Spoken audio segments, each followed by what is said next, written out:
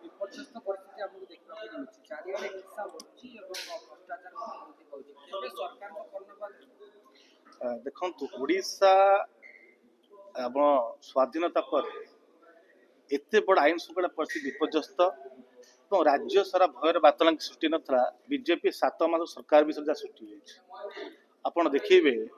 ବାଲେଶ୍ୱର ଦଙ୍ଗା ଘଟଣା ଦେଖନ୍ତୁ, ଖୋର୍ଦ୍ଧା ଜିଲ୍ଲାର ଦଙ୍ଗା ଘଟଣା ଦେଖନ୍ତୁ, ଭଦ୍ରକ ହିଂସା ଦେଖନ୍ତୁ, ଆପଣ ଯାଜପୁର ଯେଉଁ ଭଳିଆ ଦିନ ଦ୍ୱିପହରେ ଆପଣ ଲୁଟ୍ କରିକି 2 ଜଣ ଗୁଳି ଫୁଟେଇକି ମାରିବା ଘଟଣା ଦେଖନ୍ତୁ।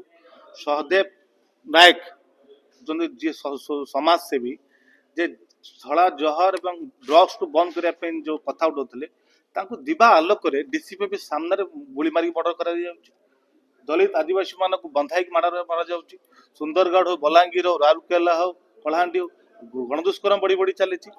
ଏଭଳିଆ ହିଂସା କେବେ ରାଜ୍ୟରେ ଦେଖିନଥିଲା। ଚାରିଆଡେ ଆଇନ ଶୃଙ୍ଖଳା ପରିସ୍ଥିତି ବିପର୍ଯ୍ୟସ୍ତ। ପୁଣି କାହା ଅଣ୍ଡରରେ? ମୁଖ୍ୟମନ୍ତ୍ରୀ ହଉଛନ୍ତି ଗୃହର ମୁଖ୍ୟ, ଯାହାର ଦାୟିତ୍ୱ ହଉଛି ସୁରକ୍ଷା। ଏଠି ସାଧାରଣ ଲୋକମାନଙ୍କୁ ଯେଉଁ ମୁସଲମାନ ହୁଅନ୍ତୁ, ଖ୍ରୀଷ୍ଟିଆନ ହୁଅନ୍ତୁ, ବାଂଲାଦେଶ ଫେରିବାଲାକୁ ମାଡ଼ ମରାଯାଉଛି, ତାଙ୍କୁ ଆକ୍ରମଣ କରାଯାଉଛି, ମହିଳାମାନଙ୍କୁ ଗଛରେ ବାନ୍ଧିକି ମରାଯାଉଛି। ଯାଜପୁର ହଉ, ବାଲେଶ୍ୱର ହଉ, ଆପଣ ଭଦ୍ରକ, ଚାରିଆଡେ ହିଂସାରେ ବ୍ୟାପୁଛି। ତାପରେ ତାକୁ ନିୟନ୍ତ୍ରଣ ଦାୟିତ୍ୱ କାହାର? ମୋ ସରକାରଙ୍କର। କିନ୍ତୁ ଏଠି ସମସ୍ତ ମୁସଲମାନ ହୁଅନ୍ତୁ, ଖ୍ରୀଷ୍ଟିଆନ ହୁଅନ୍ତୁ, ଦଳିତ ହୁଅନ୍ତୁ, ଆଦିବାସୀ ହୁଅନ୍ତୁ, ସାଧାରଣ ଲୋକ ହୁଅନ୍ତୁ, ସାଧାରଣ ଘରୁ ବାହାରିବାକୁ ଭୟଭୀତ ଅବସ୍ଥାରେ ଅଛନ୍ତି। କାରଣ ଚାରିଆଡେ ହିଂସା। ଗୋଟେ ଗଭର୍ଣ୍ଣମେଣ୍ଟ ଏମ୍ପ୍ଲୟି ବୈକୁଣ୍ଠ ପ୍ରଧାନ ଯେ ରାଷ୍ଟ୍ରପତିଙ୍କ ଡ୍ୟୁଟିରେ ଥିଲେ, ତାଙ୍କୁ ରାଜ୍ୟପାଳର ପୁଅ ମାଡ଼ ମରାଯାଉଛି, କିନ୍ତୁ ତାପରେ ଆକ୍ସନ ହେଇପାରୁନି। ରାଜ୍ୟପାଳ ପରିବର୍ତ୍ତନ ହେଇଗଲେ। ଆଜି ସାହସ ଜୁଟାଅ ବିଜେପି ସରକାର, ଆଜି ନିଆୟତ ଓଡିଆ ପୁଅକୁ ଝାରଖଣ୍ଡ ସାଙ୍ଗମାସୀ ଯୋଡ଼େ ଅତ୍ୟାଚାର କରିକି ତାପରେ ବାଡ଼ ମରାଗଲା, ଜୀବନ ମାରିବାକୁ ଚେଷ୍ଟା କରାଗଲା। କାହିଁକି ତାକୁ ନ୍ୟାୟ ମିଳିପାରୁନି? ନିଆଁ ଦିଅନ୍ତୁ। ଏଠି ବିଜେପି ଓଡ଼ିଶାର ଭୟର ବାତାବରଣ ସୃଷ୍ଟି କରାଯାଉଛି। ଯେଉଁମାନେ ବିଜେପି ସହିତ ରହିବେ ତାଙ୍କୁ ସୁରକ୍ଷା ଦେବା ଛଡ଼ା ସାଧାରଣ ଲୋକ ଚିନ୍ତା କରୁନାହିଁ ବିଜେପି ସରକାର। ପ୍ରବାସୀ ଭାରତୀୟ ସମୟରେ ଏତେ ଗୋଟେ ସମାବେଶ ହୋଇଥିଲା, ସେଇ ସମୟରେ ହିଁ ସହଦେବ ନାୟକଙ୍କର ହେଲା, ସେ ବାହାରେ କଲଚର ଉପରେ, ଓଡ଼ିଶା କଲଚର ଉପରେ ଗୋଟେ ଇମ୍ପାକ୍ଟ ପକେଇବ ବାହାର ଦେଶ। ନିଶ୍ଚିତ ଗୋଟେ ପ୍ରବାସୀ ଭାରତୀୟ ସମ୍ମିଳନୀ କରୁଛନ୍ତି, କୋଟି କୋଟି ଟଙ୍କା ବିନିଯୋଗ ହଉଛି, କିନ୍ତୁ ସେଇ ସମୟରେ ଭୁବନେଶ୍ୱର ରାଜଧାନୀ ଉପରେ ଓଡ଼ିଶାର ମେରୁଦଣ୍ଡ କେନ୍ଦ୍ରବିନ୍ଦୁ ହଉଛି ରାଜଧାନୀ ଭୁବନେଶ୍ୱର। ଡିସିପି ଅଫିସ ପାଖରେ ଏଭଳି ହତ୍ୟାକାଣ୍ଡ ଘଟିବା ଗୋଟେ ସମାଜସେବୀର, ଯିଏ ସଫେଇ କର୍ମଚାରୀ, ସାଧାରଣ ସମ୍ପାଦକ ରାଜ୍ୟର, ଏହା ନିଶ୍ଚିତ ଇମ୍ପାକ୍ଟ ପକେଇବା। ଏଭଳିଆ କେବେ ରାଜ୍ୟରେ ଦେଖିନଥିଲା। ପୋଲିସ ସରକାରଙ୍କର ହାତ ବାରି ସାଜିଛି ବା ଚାପରେ ପୋଲିସ ରହିକି ଯୋଉ ଭାବରେ ଆଜି କାମ କରିପାରୁନାହିଁ। ଆପଣ ଦେଖନ୍ତୁ, ଡ୍ରଗ୍ସ ଧଳା ଜହର ଯଦି ବନ୍ଦ କରିବାକୁ ସରକାର ଚାହିଁଲେ ପୋଲିସ ବନ୍ଦ କରିପାରିବ ନାହିଁ। କାହିଁ ଦିନକୁ ଦିନ ବଢି ବଢି ଚାଲିଛି।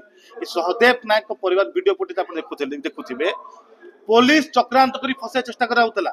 ଏବେ ସନ୍ଦେହ ସୃଷ୍ଟି ହେଲାଣି, ପୋଲିସ ଚକ୍ରାନ୍ତ କରି ମାରିନି ତ ସହଦେବ ନାୟକକୁ? ଏ ଧଳା ଜହର ପୋଲିସ ଦ୍ୱାରା ପରିଚାଳନା ହଉନି ତ? ନା ଗୃହ ବିଭାଗର ନିୟନ୍ତ୍ରଣରେ ଧଳା ଜହର ଡ୍ରଗ୍ସ ଚାଲିନି ତ? କାହିଁକି ନିୟନ୍ତ୍ରଣ କରାଯାଇ ପାରୁନାହିଁ? କାରଣ ଆପଣ ଦେଖିବେ, ସବୁ ପୋର୍ଟ ଆଦାନୀ ହାତରେ ବିଜେପି ଦେଇଦେଲା, ସବୁ ପ୍ରାଇଭେଟାଇଜେସନ କରିଦେଲେ, ଏୟାରପୋର୍ଟ ହେଲା, ପୋର୍ଟ ହେଲା ଦେଇଦେଲେ। ଯୋଉ ମାଧ୍ୟମରେ ଡ୍ରଗ୍ସ ଆସୁଛି ଧରା ପଡୁଛି, କିନ୍ତୁ କାହା ଦ୍ୱାରା ଆସୁଛି ରୋକ ଲଗାଯାଇ ପାରୁନାହିଁ। ନିଶ୍ଚିତ ଅନୁଭବ ହଉଛି ଗୃହ ବିଭାଗ, ପୋଲିସ ଦ୍ୱାରା ଏ ଡ୍ରଗ୍ସ ବେପାର ଚାଲିଛି, ଡ୍ରଗ୍ସ ବଢି ବଢି ଚାଲିଛି, ଯୁବକ ମାନେ ହତାଶ କରିକି ମାରି ଦିଆଯାଉଛି। ତୁରନ୍ତ ଦାବି କରୁଛୁ ଆମେ, 8ଟା ଦଫା ଦାବି କରୁଛୁ ଏଥର। ଆଇନ ଶୃଙ୍ଖଳା ପରିସ୍ଥିତି ବିପର୍ଯ୍ୟସ୍ତ ହେଇଛି, ମୁଖ୍ୟମନ୍ତ୍ରୀ ଇସ୍ତଫା ଦିଅନ୍ତୁ, ଆଇନ ଶୃଙ୍ଖଳାକୁ ନିୟନ୍ତ୍ରଣ ଆଣନ୍ତୁ, ସାଧାରଣ ଲୋକଙ୍କ ସୁରକ୍ଷା ଦାୟିତ୍ୱ ନିଅନ୍ତୁ। ଦ୍ୱିତୀୟ ଦାବି, ମୁସଲମାନ, ଖ୍ରୀଷ୍ଟିଆନ, ଦଳିତ, ଆଦିବାସୀ ଉପରେ ଯୋଉ ଅତ୍ୟାଚାର ଅନ୍ୟାୟ ବଢିଛି, ତୁରନ୍ତ ତା ଉପରେ ସ୍ୱତନ୍ତ୍ର ଆଇନ ଆଣନ୍ତୁ, ନୀତି ଆଣନ୍ତୁ, ଯେମିତି ରୋକ ଲଗାଯାଇ ପାରିବ। କେହି ସାହସ କରିବେନି ଆଗାମୀ ଦିନରେ ସଂଖ୍ୟାଲଘୁ ଦଳିତ ଆଦିବାସୀ ଆକ୍ରମଣ କରିବା ପାଇଁ।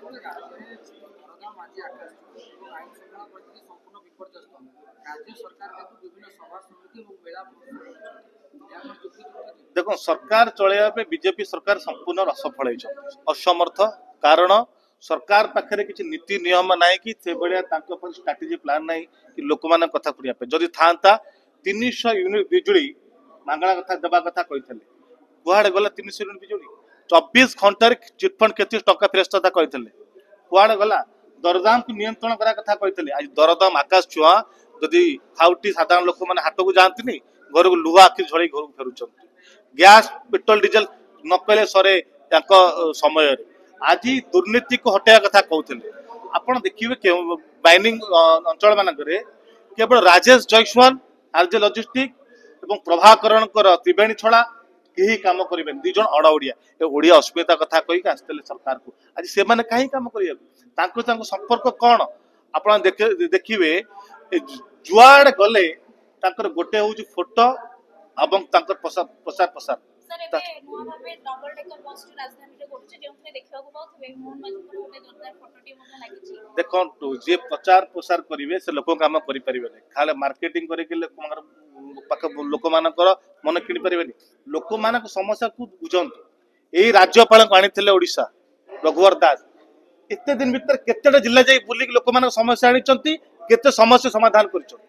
मुख्यमंत्री जो ग्रीवेंस करते केते लोक समस्या समाधान कर आज डॉक्टर नहांती कॉलेज अध्यापक अध्यापिका नहांती स्कूल पाठ पढ़ा फैसिलिटी ना इंस्ट्रूमेंट ना केमी ठीक करा आदि बेरोजगार एत सीमा पार कर दुई जन दी दिन पूर्व आंध्रा को दादन खटी माड़ खाई माड़ हताश कर 11 लाख पंजीकृत बेकारी माने निजुक्ति अप्लाई कर 60% अधिक विश्वविद्यालय शिक्षक पद खाली पड़ी सरकारी पद जी खाली पड़ी 3 लाख तो से पूर्ण केबे आज खोजा कर पारना निर्वाचन पूर्व दिया जायतिबा ओडिया अस्मितार जो कथा सेटा केवल कोन निर्वाचन जुमा थिला ओडिया अस्मितार मजाक उड़े बनई बीजेपी।